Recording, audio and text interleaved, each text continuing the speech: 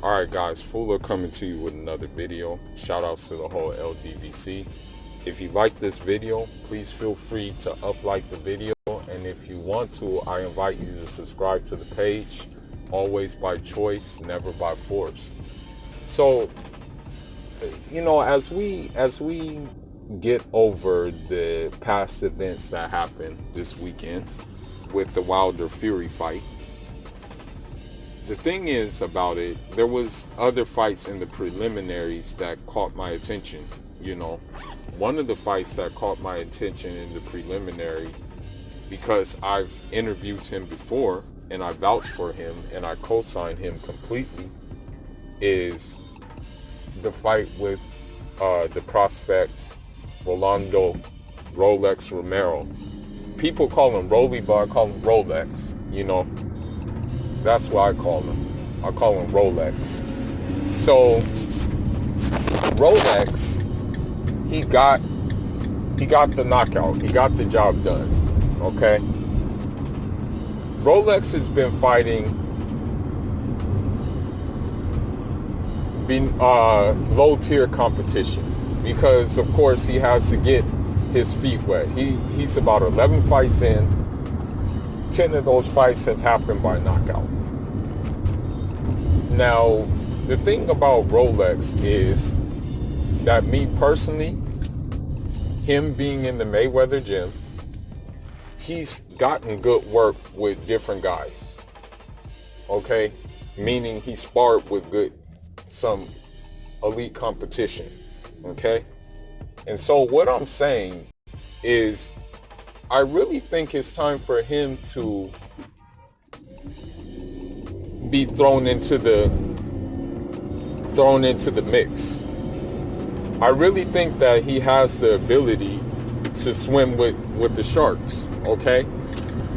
And the way it's looking, I don't know how long he's going to be able to make 135. And with that being said, when we first talked before, he was talking about moving up to welter. He said that's where the fun is. So what I'm saying is that after the fight that he had, he called out Gervonta Tank Davis, right?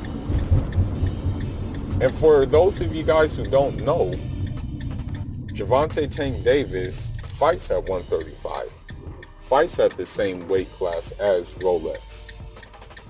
And the thing is about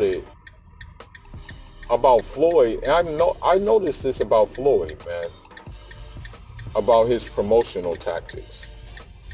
Floyd does not make in-house fights, and it makes no sense.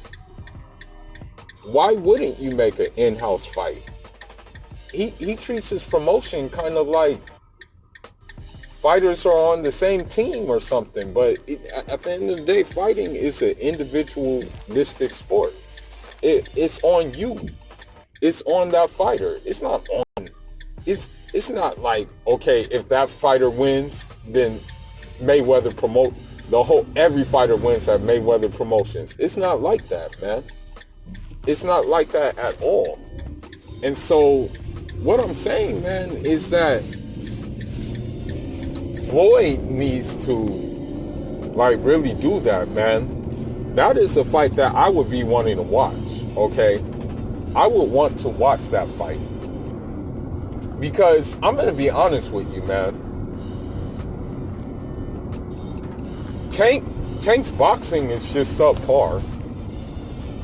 Tank's modus operandi comes from power and speed and athleticism. He got the fast twitch on deck.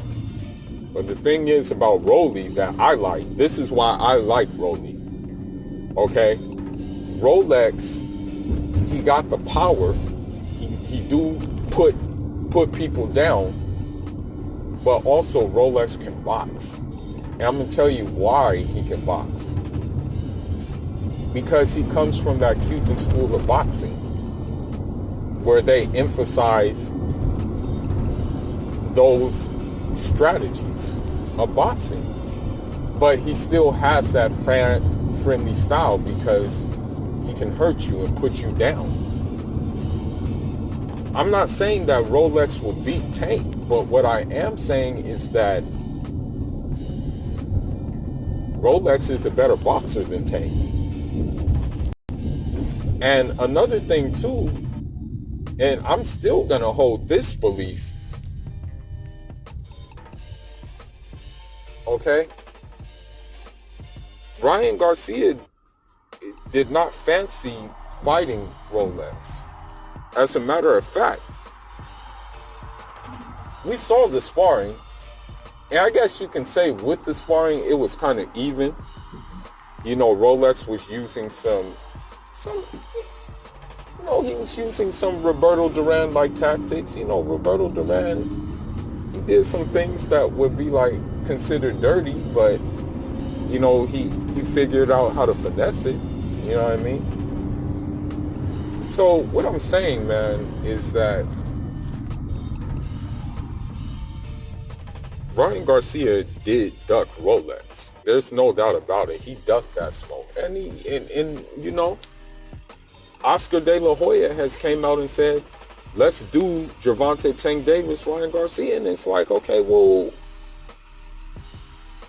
why not do Ryan Garcia versus Rolex? There's a history there. There's a history. There's bad blood. There's social media, going back and forth in social media. Even coming on the live and going at each other's throats. So why not do that? Instead of doing a Ryan Garcia versus Tank fight. I mean, that's what I want to see. I mean, another thing too is, you know, but they're kind of friends. They're pretty good friends, and they sparred with one another. But I would be really interested in seeing a Rolando Romero and a Teofimo Lopez fight. That's something I would want to see. Because when you look at it, Teofimo, I guess Teofimo has the more impressive resume because he put down Richard Comey. You know what I mean? So that's the only notch that he has better on his resume than Rolex, right? And I think as we speak, Teofimo is still waiting for the Lomachenko fight. I don't know what's going on. I don't know what the holdup is. I mean, it will be a unification fight. So I don't know why Lomachenko wouldn't want to entertain, why it's taking so long. And I'm going to say something else too, while we're talking about these lightweights. It appears that the fight with Ryan Garcia and Jorge Linares is announced for July. I think it's July 1st at the Staples Center. You know, the one thing about Rolly, though, this is the downside about Rolly. Rolly doesn't have a belt. If Rolex had a belt, it would make all the difference in the world. You know what I mean? Then I think he can see some action. But he got to get a belt somehow. Somehow he got to find a way to get a belt. You know, Ryan Garcia don't got a belt either.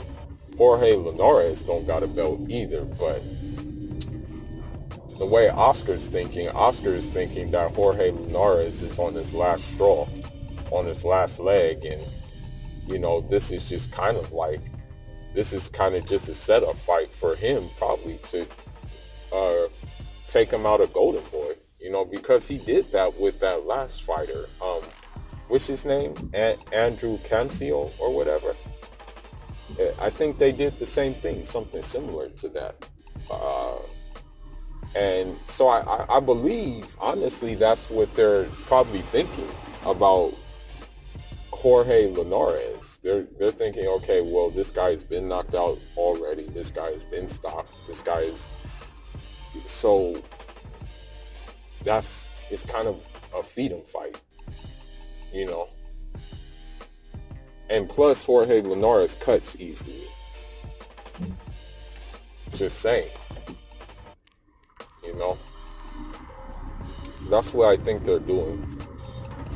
You know, I think this is the case with him. You know. But all I gotta say is Rolex is kind of the elephant in the room that nobody talking about. And it's because he don't got no hardware. But we need to see what he looked like against a tough opponent, you know? We gotta see it. We gotta see if he's really the goods or not. I wanna see it, at least. Cause I've talked to him. He chill. You know, so any boxer that I built some rapport with, you know, I'm gonna like ride for them, man. For real. That's always been my belief. You know, I always like in this game in different and I'm gonna end this video with this. In different parts of my life, whether it's boxing, whether it's business, whatever it is, I try to build a sincere relationship with the person that I'm talking to or the person that I'm dealing with. You know, of course I'm gonna feel them out first and be like, okay, is he official, or if he's not, or he's not official, and I just sense them out, you know what I mean? And then if I see that they're official and they're with it and that we find common ground, then I'm gonna build it with them, man. You know, I'm really build with them, and it's gonna become a legitimate relationship. You know what I mean? That's how I like to do things, man. That's how I really view things. Of course, you're gonna have associates. You know, you're definitely gonna have associates and things like that. And with those associates, you can keep things cordial, keep things chill and cool, but it doesn't go past that. You know what I mean? And so this is why I'm big on supporting these fighters, like, you know, the Andrades, the, you know, Earl Spences, the Rolexes, and people like that. You know what I mean? And, you know, people like Charlo and stuff like that. You know, they'll always have like my support in terms of like the boxing and stuff like that. But it's just like, if I were to see them again, it would just be like, what's up? And then that's it. Because, you know, they have a different type of energy that's like, okay, bro, like, I see what you're doing. So, you know, I'm good. You know what I mean?